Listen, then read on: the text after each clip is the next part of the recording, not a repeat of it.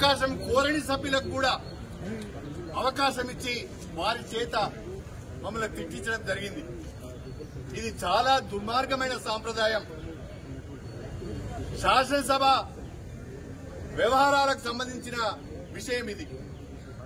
Legislative affairs minister Sridhar Babu గారు మనం శాసనసభను ఉందాగా నడుపుకుందాం, శాసనసభలో మంచి ఎగ్జాంపుల్స్ సెట్ చేద్దామని ఆయన చెప్పిన తర్వాత మళ్లీ ముఖ్యమంత్రి గారు ఆ పార్టీకి చెందిన సభ్యులు అసభ్య పదజాలాన్ని ఉపయోగిస్తున్నారు.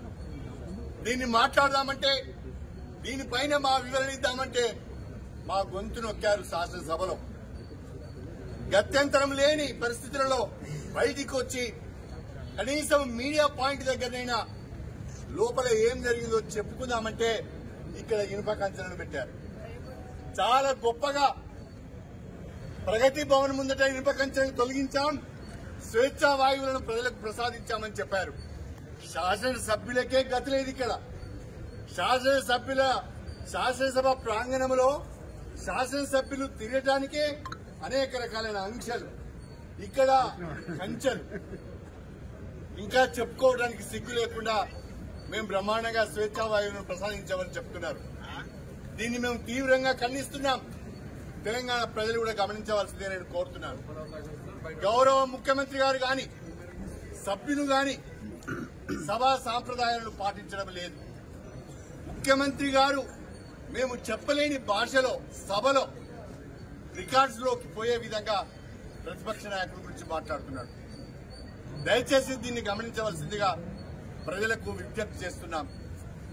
దీన్ని మేము ఎప్పటికైనా ఈ రకమైన ప్రవర్తన ప్రభుత్వం నుంచి ఉంటే, ఇదే రకమైన భాషను ముఖ్యమంత్రి గారు కొనసాగించాలని అనుకుంటే సమంజసము కాదు.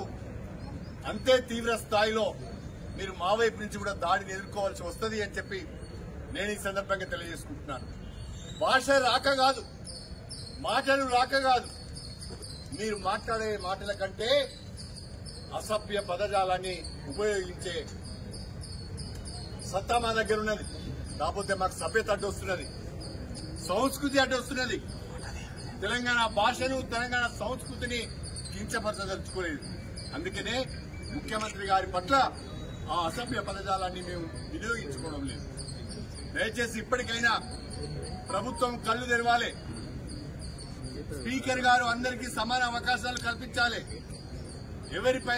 ఎవరైనా ఆరోపణలు చేసినప్పుడు